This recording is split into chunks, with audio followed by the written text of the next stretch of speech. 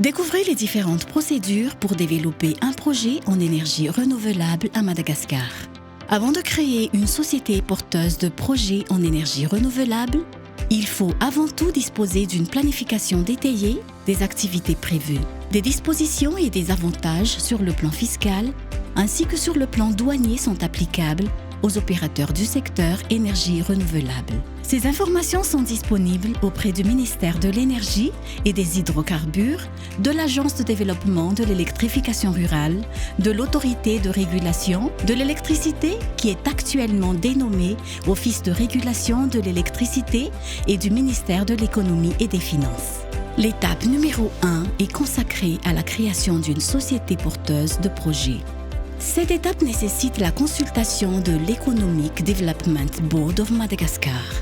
L'étape numéro 2 est dédiée à l'avant-projet sommaire et aux études environnementales préliminaires.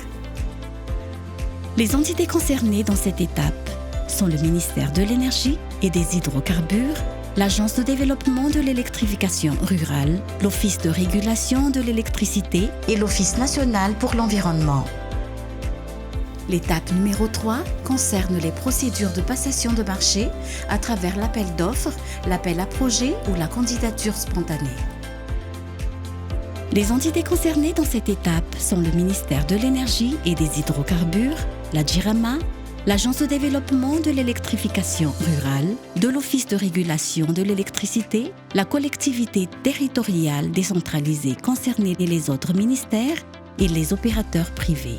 L'étape numéro 4 est l'avant-projet détaillé qui consiste aux études techniques, aux études financières, aux études environnementales et sociales, à l'établissement du listing des matériels, à la consultation du guide de procédure douanière, aux procédures d'importation. Les entités concernées dans cette étape sont le ministère de l'Énergie et des Hydrocarbures, le ministère de l'Économie et des Finances et l'Office national pour l'environnement.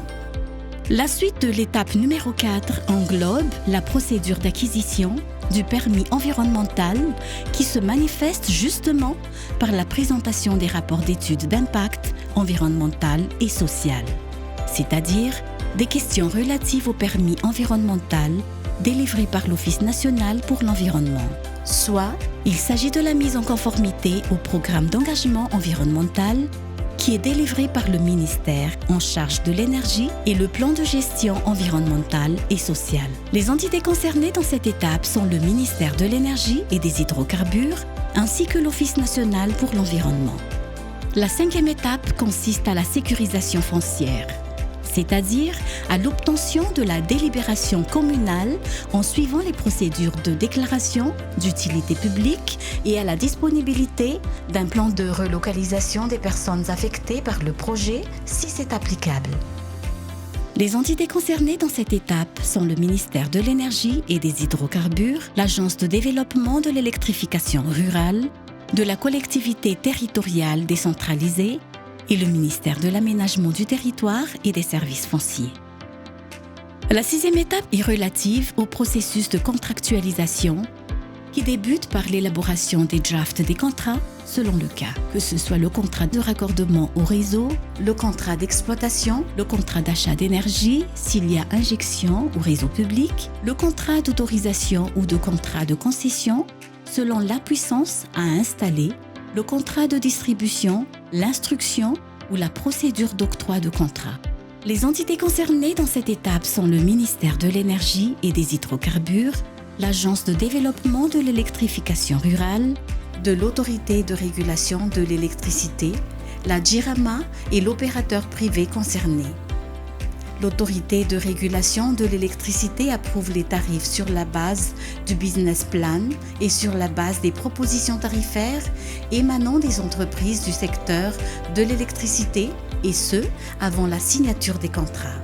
L'étape numéro 7 concerne la procédure d'octroi de l'exonération des droits et taxes à l'importation au profit des collectivités territoriales décentralisées, le classement tarifaire et le dédouanement des éléments distincts formant une unité fonctionnelle, la procédure de dédouanement à l'import maritime, la procédure de la soumission d'attestation de destination, titre d'engagement financier, pour prise en charge des droits et taxes à l'importation.